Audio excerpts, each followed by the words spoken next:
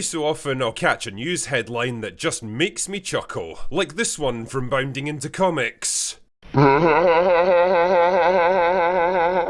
Now, I have to admit, my first thought when I saw this headline was, wow, I'm in good company these days. My second thought was, nah, this is probably just some clickbait op-ed piece with no real basis in reality. Because believe it or not, such things have been known to exist on the internet, dear viewer. But apparently, it is real. The source for the article is an interview done by Dan Vavra, the director of the Kingdom Come Deliverance series, where he talked about the impact of online critics like myself, Asmongold and others. And according to him, we're having a real impact on multiple AAA developers. Listen, I've even heard that they're really scared of hate-tubers. Let's say, the kind of guys like the Critical Drinker, Asmongold and others who started criticising big companies. And now I've found out from some people that companies are really terrified of them and it's really having an impact. That when somebody starts to critique the game and the corporate world, that it does have an impact. That is right, I am become Drinker, the destroyer of studios. But fear not, dear peasant, for I am a merciful dictator, and require only a weekly tribute of gold and booze from my subjects. Well, that and a bit of prima nocte, but only if the bride happens to be hot.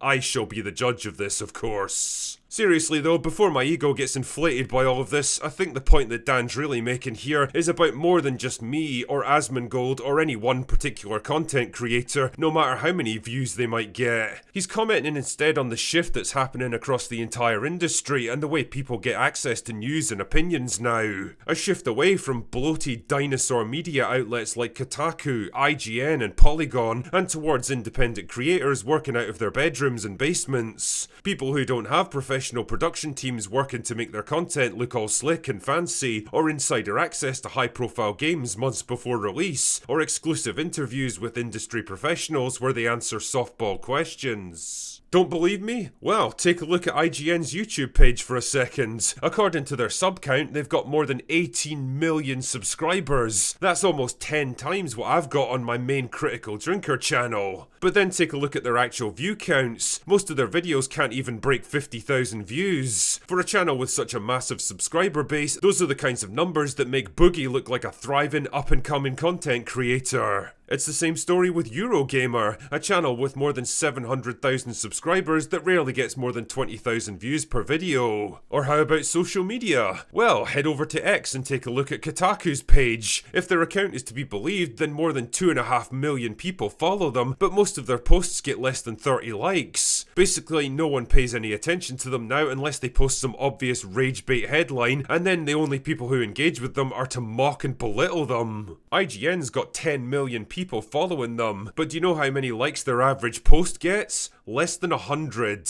Jesus, I posted a picture of my dog and got like 15,000 likes on it. Who's a good critical doggo? Anyway, I could prattle on and on about this stuff, but the point I'm making here is that all of these gaming media outlets have become nothing but paper tigers now, superficially impressive and influential, but with no meaningful engagement or interest to back it up. Put simply, people just don't listen to what they have to say anymore. Partly because most of them have become very obviously biased and partisan in their coverage these days, and partly because there's no real authenticity to big companies like that. The people who write articles and make videos for them are doing it because they're paid to. Most of them don't really care about the game that they're covering, it's just another job, something to be completed as quickly and efficiently as possible so that they can move on to the next project. Not to mention the pressure that's always on them to never be too harsh or too critical, because if you do that then you'll burn important bridges and all the exclusive access and the industry interviews and the invites to fancy events will start to dry up, and we can't have that, can we? On the other hand, little Timmy working out of his basement with a microphone and a video capture card doesn't have to worry about any of that stuff. He doesn't have an editorial staff that need to be paid, or activists that need to be appeased, or industry relationships to worry about, or deadlines to meet. He can make reviews when he feels like it. He can go into as much or as little detail as he wants, and he can choose to talk about stuff that he actually cares about. And what's most important of all is that there's millions of him. Like, even if I personally spent all day every day making nothing but gaming content and ignored all my other channels, I couldn't even come close to keeping up with every new release or piece of news that's happening. But that doesn't matter because I don't have to. For every game I don't review because it doesn't interest me or I don't have enough time, there's hundreds of other channels out there who do. And that's the beauty of the new media landscape that's being created.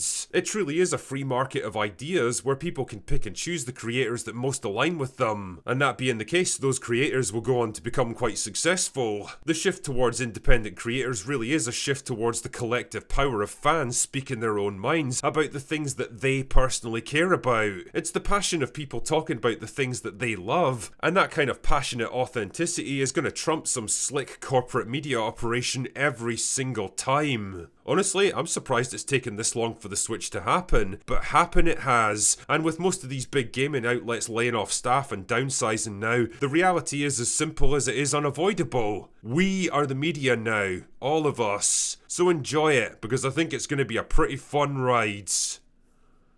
Anyway, that's all I've got for today. Go away now.